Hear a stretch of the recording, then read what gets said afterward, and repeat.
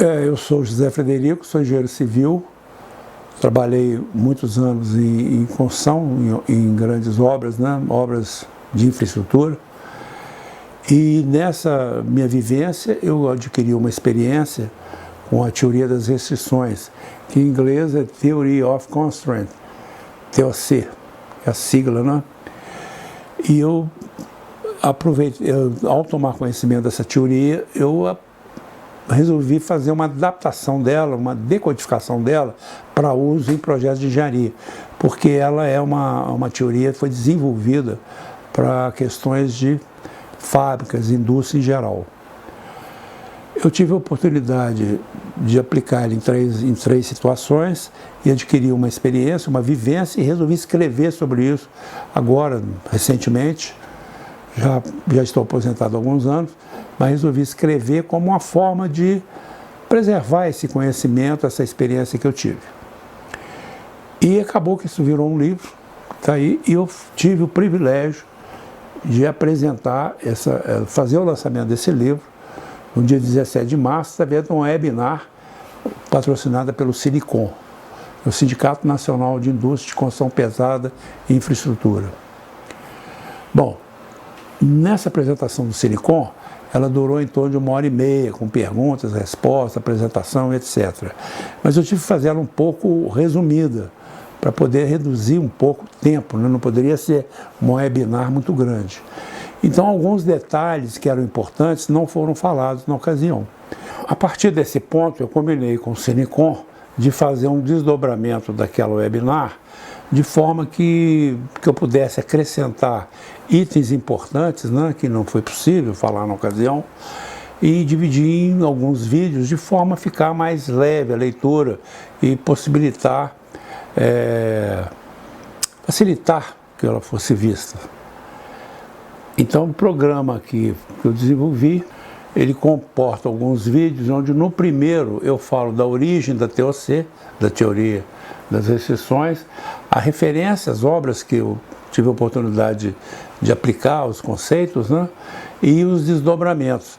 Os desdobramentos realmente eu não apresentei eles na época da webinar, porque eles representavam um acréscimo de tempo que seria mais complicado no caso da webinar. No vídeo 2, eu reapresento a metodologia e o efeito ganha-ganha, que é a mesma coisa, também não apresentei no primeiro caso. O vídeo 3, eu detalho um pouco melhor a questão da dependência e da variabilidade, que é muito importante para o entendimento da TOC. No vídeo 4, eu me refiro à lógica da TOC e um projeto que eu chamei de ABC, por ser um projeto extremamente simples, não é uma coisa muito simples, e para poder entender melhor como é que funciona, como funcionaria a TOC. No vídeo seguinte eu falo sobre já a complexidade, que é a questão dos projetos mais complexos, e apresento um projeto que eu denominei, que eu nomeei como XYZ, um projeto mais completo, já próximo de um projeto de engenharia bem completo, né? No vídeo 6, eu demonstro como que é uma abordagem dessa teoria em projetos de engenharia. No caso, usando o projeto XYZ. Finalmente, como que poderia ser uma aplicação dessa teoria em portfólios de projetos de engenharia, considerando setor privado e setor público. É apenas um caminho, uma inspiração. Ok? Então nós vamos iniciar no vídeo 1 com a origem, referências e desdobramentos da teoria das restrições. A origem da teoria das restrições ela surgiu em 1984 com o lançamento do livro A Meta, um processo de aprimoramento contínuo. Foi lançado nos Estados Unidos e foi uma criação do físico israelense Eli Goldert. O Dr. Goldert era um cientista e ele usou o raciocínio de lógica e bom senso e causa e efeito para estudar o problema de lucratividade nos processos industriais, fábricas de um modo geral. E foi onde ele lançou esse livro. Em 1997, esse livro foi lançado no Brasil, que por um acaso muito grande ele chegou ao meu conhecimento. Eu, folheando ele, vi coisas ali escritas ali que me remeteram a problemas que eu estava evidenciando naquele momento com a montagem eletromecânica de Angra 2. Quer dizer, um assunto que era de fábrica e é um romance. Esse livro é um romance que conta a história de um gerente de fábrica que está para ser fechado e que por uma razão, por um conhecimento da teoria das exceções, ele consegue reerguer a fábrica. E eu me interessei muito, comprei um livro, estudei ele bastante e consegui aplicar ele em 3 projetos que eu fui responsável. 2 termoelétricas e um túnel. Bom, depois eu me aposentei e recentemente, há 2 anos atrás, eu resolvi começar a escrever sobre isso. E acontece que eu fui escrevendo, de repente eu vi que eu tinha um livro na mão e é onde eu tive a oportunidade, o privilégio de fazer esse lançamento através do Cinicom, onde eu decodifico a teoria das exceções em projetos de engenharia. Então eu trago aquelas ideias de fábrica para uma aplicação dentro de um contexto de engenharia, de grandes obras de engenharia, e especialmente em contratos tipo EPC. O contrato tipo EPC, a modalidade de contrato, é um contrato muito completo, em que ele começa pelo entendimento do que é EPC, né? Que é Engenharia, Engineering, Procurement, Construction, que é a empresa contratada para executá-lo. Ela vai fazer toda a engenharia do projeto, todas as compras, suprimento, equipamento, etc. Vai fazer a construção, obra civil, montagem e comissionamento, e entregar lá operando. O segundo aspecto desse tipo de contrato é que normalmente ele é em lump sum, ele é preço fechado. Então é negociado um preço e é feito, e ele é assinado esse contrato então a preço fechado, não é preço unitário. Uma modificação nesse preço, que seria uma change order, que se chama, seria decorrente de uma modificação muito importante que não havia sido previsto no orçamento original. É também um contrato em que é turnkey. Como você faz a engenharia, faz todas as compras dos equipamentos e faz a construção, você precisa passar esse conhecimento, você deixar essa fábrica, essa instalação operando, funcionando. E, inclusive, um treinamento dos operadores que vão tocar a usina que pertence ao proprietário. Em alguns casos, o proprietário exige que esse projeto tenha uma instalação rápida e que se chama fast track. Geralmente são contratos mais onerosos devido à urgência, mas o proprietário não está tão preocupado com isso. Ele quer a execução no prazo com a garantia que a qualidade, o prazo e o desempenho estejam assegurados. E as penalidades nesse tipo de contrato geralmente são muito severas. Geralmente não, são muito severas. Bom, onde eu fiz essa aplicação, eu tive essa oportunidade, foram em 3 projetos. O primeiro foi na termoelétrica Macaé-Merchant, depois passou a chamar Mário Lago e hoje chama Termo Macaé. É uma usina termoelétrica de 900 megawatts, composta de 20 turbinas de 45 megawatts cada uma, e a gás, turbinas a gás. O prazo de construção era um contrato em EPC, 15 meses, e foi realizado em 15 meses. Foi um contrato fast track, a carga de multas era muito elevada, era praticamente um livro de multas. Qualquer coisa que atrasasse teria uma multa atrelada a ela. A lucratividade obtida foi 21% a mais do que o previsto no orçamento. Isso tem uma razão de se explicar, que nós vamos fazer daqui a pouco. Por que sobe o preço, né? Por que a rentabilidade, a lucratividade melhora, que é a finalidade da TOC. É exatamente essa. É mexer com os recursos que você tem, a fábrica ter resultados, lucratividades melhores. Tem outros aspectos que têm que ser considerados, que eu chamei de segurança empresarial. São 5 aspectos, sendo que um é a questão do prazo, e que é preciso tomar um cuidado muito grande nos contratos em APC, e que vão também garantir um bom resultado da execução, do gerenciamento dessa obra de grande porte.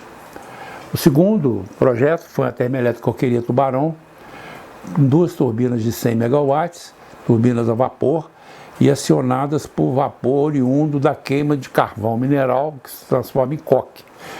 O subproduto dessa queima é um gás de alta temperatura, em torno de 1.300 graus, que vai ser convertido em uma água limpa, desmineralizada, vai ser convertida e vai então trabalhar as turbinas e acionar a turbina e gerar energia. Prazo de execução 30 meses, foi executado em 36. Aí houve um problema que a coqueria, como é uma obra interligada com outra, são 2 obras juntas, né, com construtores completamente diferentes.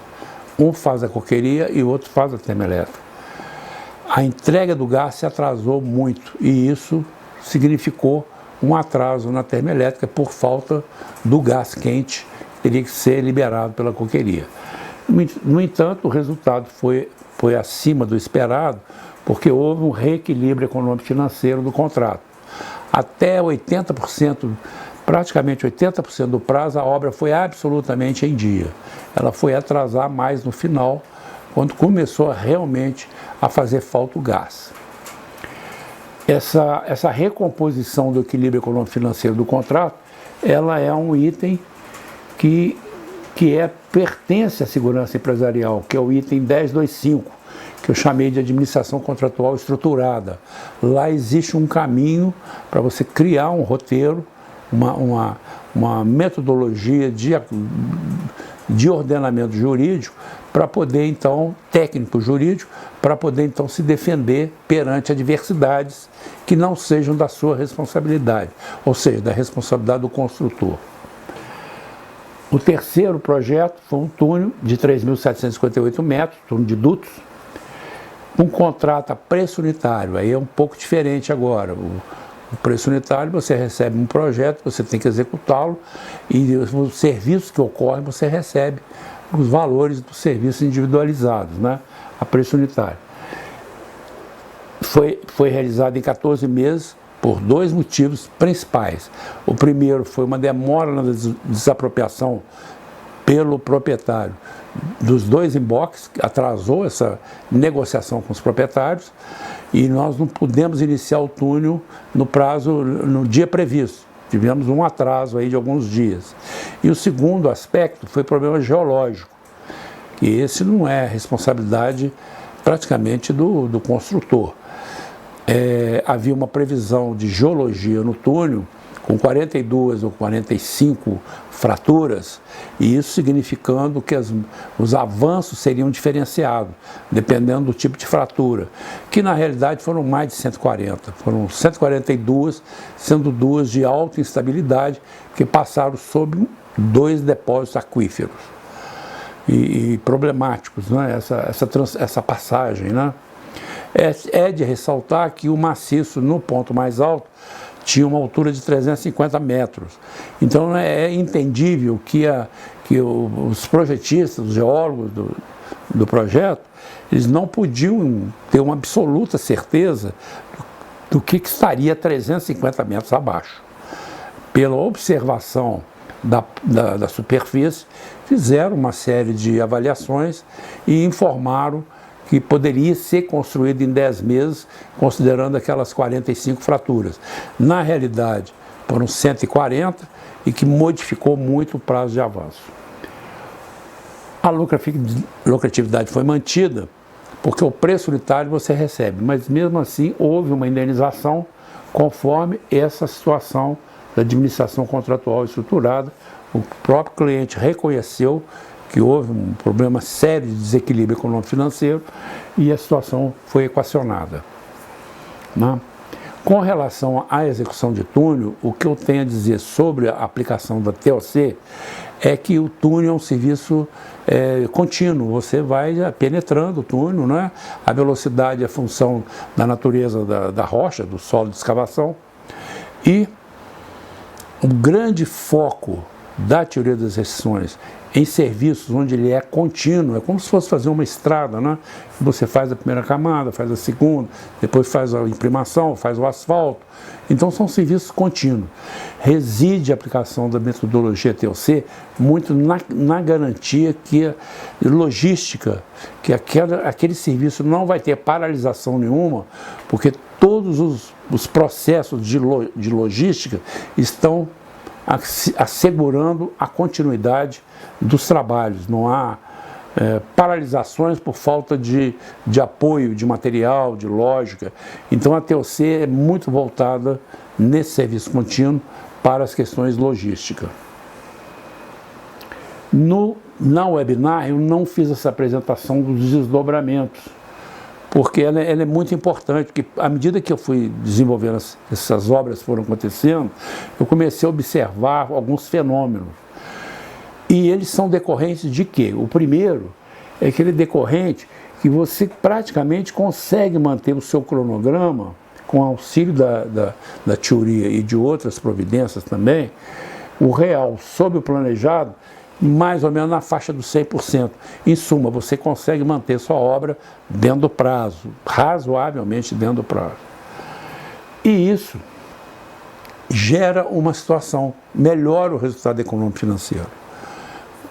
É uma coisa lógica. Se você consegue manter a obra no prazo, você consegue melhorar o resultado. Então eu fiz uma demonstração aqui para mostrar isso na questão de você conseguir cumprir o prazo. Imagina, por exemplo, que a redução, o problema é porque quando você consegue reduzir o prazo, você tem uma redução da sua variabilidade. Nessa redução da variabilidade, os seus índices de produtividade melhoram. Então eu vou tentar demonstrar isso aqui de uma forma meramente, não é um fato real, mas é um dado que pode ser considerado como real. Imagine, por exemplo, com a aplicação da TOC, né? Você vai conseguir a redução da variabilidade com a aplicação da TOC.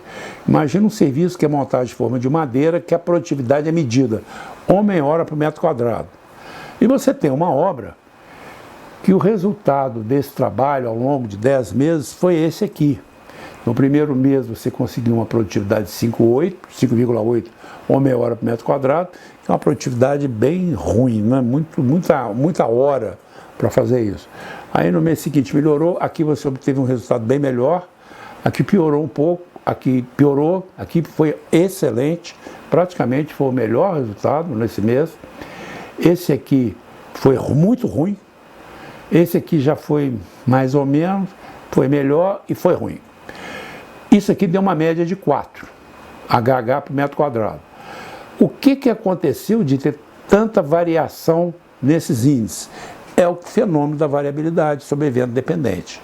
Então são coisas que acontecem no mês que te atrapalham a tua produção.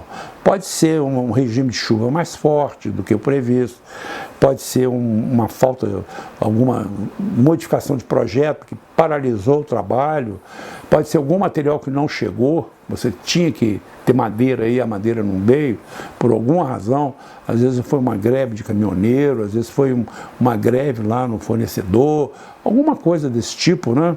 Um excesso de feriado, algum motivo qualquer. Então essas variabilidades é que levam a você ter essa grande dispersão dos valores em torno da média. Tanto que o desvio padrão aqui deu 1,20 hora-homem por metro quadrado. É uma variação muito elevada, né?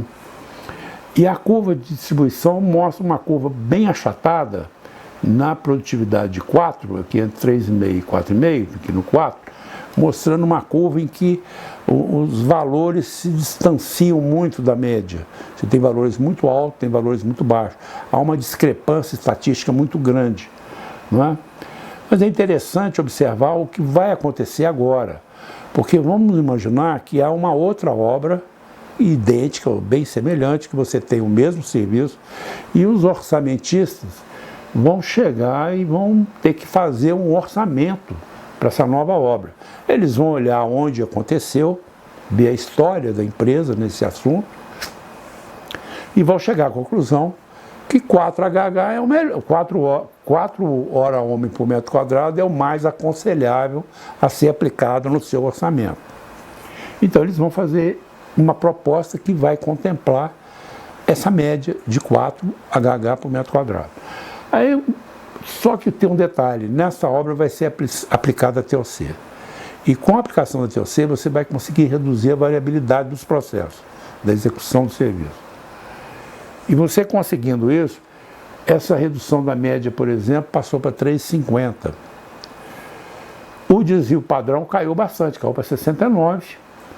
E a curva já mudou a forma dela. A curva agora é uma curva mais fechada, com os valores mais em torno da média. Quanto melhor, quanto mais redução de variabilidade, mais esse ponto aqui se aproxima desse, né? Se aproxima da média, né? Se quiser comparar o que era e o que ficou em termos de distribuição normal dos valores, seria essa variação. Aí fazendo umas continhas, né? A produtividade do caso 1 foi 4, a do caso 2 foi 3,5, deu um ganho aí de 0,50 HH por metro quadrado, que traduzido em percentual, 12,5%.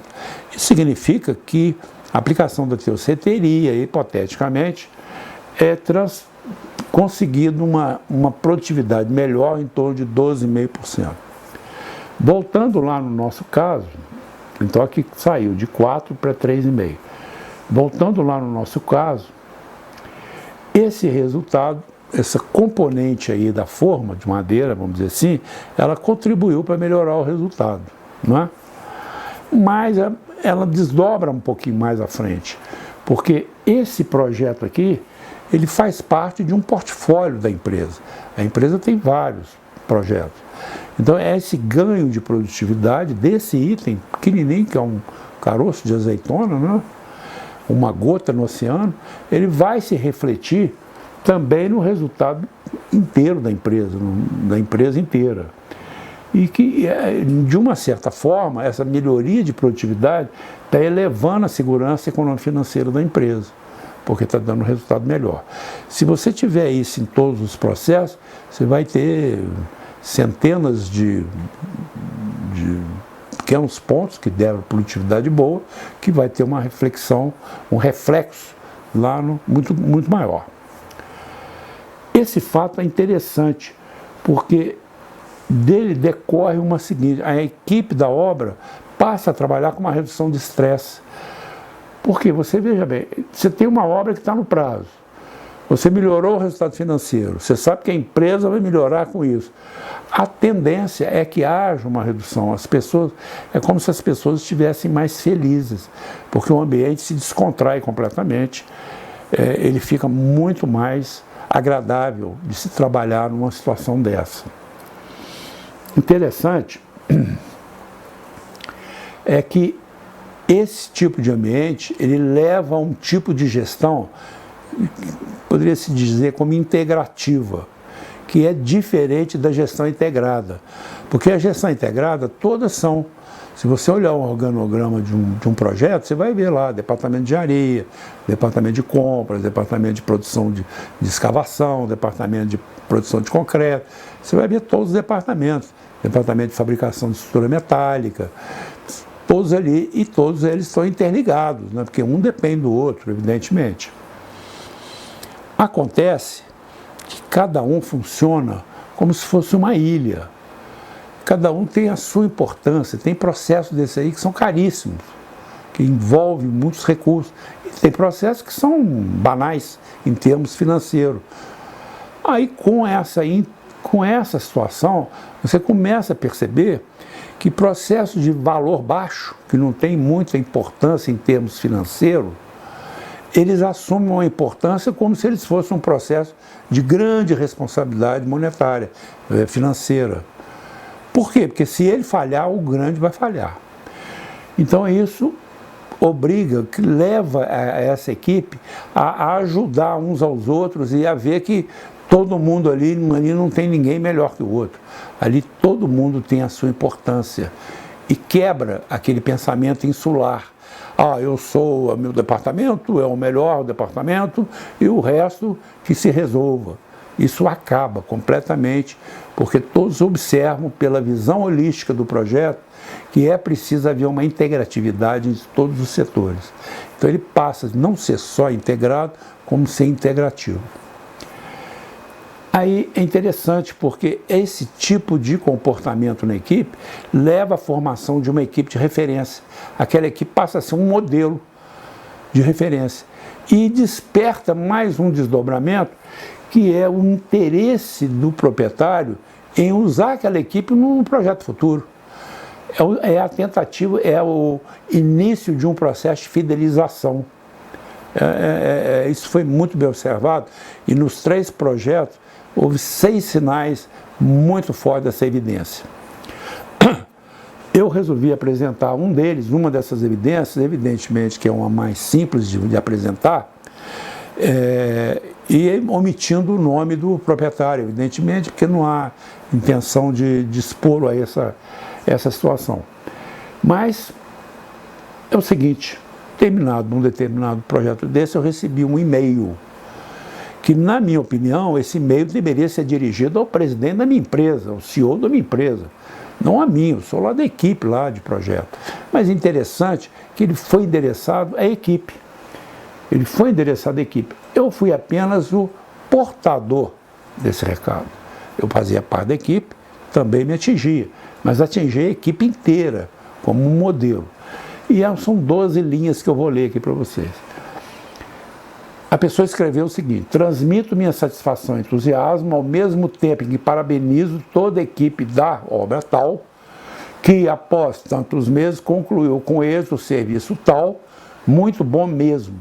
Isso aí é ipsiliteris, como foi escrito a mensagem. Os desafios ao longo do caminho foram muitos, mas considerando a experiência, a competência técnica dos profissionais, eles foram sendo gradativamente superados ao longo de mais essa empreitada. Reconhecemos mais que tudo o comprometimento demonstrado pela equipe tal, virtude que merece destaque, nem sempre encontrado em outras equipes talentosas do mercado. É interessante essa frase, porque ele diz o seguinte, que o comprometimento demonstrado merece destaque, que é uma virtude que nem sempre é encontrada em outras equipes talentosas do mercado. Então ele reconhece que existem inúmeras empresas que têm talento, as equipes são talentosas, mas essa virtude, ela foi uma exceção. Então é interessante que ela se dirigiu à equipe, né? Ela destacou um parabenizo pelo êxito, considerou a experiência, a competência e o comprometimento. Você vê, são as palavras elogiosas, assim, numa curta mensagem, né, de 8 linhas, 9 linhas, ele falou, citou algo extremamente elogioso e concluiu. É por isso que acredito que, à luz das melhores práticas de engenharia, aqui é uma ressalva, melhores preços, cumprimento de prazo, redução de custos, certamente estaremos juntos no futuro próximo trabalhando em novos projetos. Atenciosamente, proprietário fulano de tal. É interessante observar que aqui iniciou o processo de fidelização, quando ele menciona satisfação e entusiasmo e fala em estar junto novamente. E eu observei 6 fatos que eu poderia dizer que são demonstrações dessa tendência de fidelização. O que eu gostaria de ressalvar com relação aos contratos em EPC são os aspectos de segurança empresarial, que eu já falei, que estão no capítulo 10, e que são 5. São 5 aspectos que devem ser observados. É muito perigoso uma empresa realizar um contrato de EPC e não seguir esse roteirinho aí. O primeiro é com relação à segurança estratégica, que é preciso fazer um planejamento estratégico, e lá no livro eu dou todas as coordenadas disso, no capítulo 10.2.1. Depois nós temos a questão da segurança do projeto, que também lá no item 2, eu falo sobre isso. que é muito importante. Eu não vou me alongar nisso aqui agora. O terceiro fala com relação ao prazo, que é a aplicação da TOC, né? O quarto é relativo à segurança de construção, porque tem itens na construção que são muito perigosos. E quando você provoca um relaxamento, uma redução de estresse, você passa a ter, eu pelo menos, isso eu aprendi muito com a área nuclear, você passa a ter muita preocupação com coisas muito sérias que tem na obra, são eventos que tem, operações que tem, que são perigosas, elas podem ocasionar perdas de vidas e prejuízos financeiros ao patrimônio da instalação muito elevados. Então eu desenvolvi uma técnica que eu me baseei em algumas coisas da área nuclear, porque eu tenho uma formação de garantia da qualidade em área nuclear. Então eu aprendi muito algumas coisas lá e isso me ficou na minha mente, né? Então quando eu tive a oportunidade eu desenvolvi essa técnica que lá no livro é o item 224. E ela então objetiva conferir absolutamente segurança naqueles eventos extremamente perigosos e difíceis, né? O último item, o último aspecto é relativo à segurança financeira, que é o item 1025, que eu já citei antes. É preciso entender que você tem dois lados aí. Um lado é na aplicação da TOC, você tem um ganho aqui financeiro, que contribui com isso aí.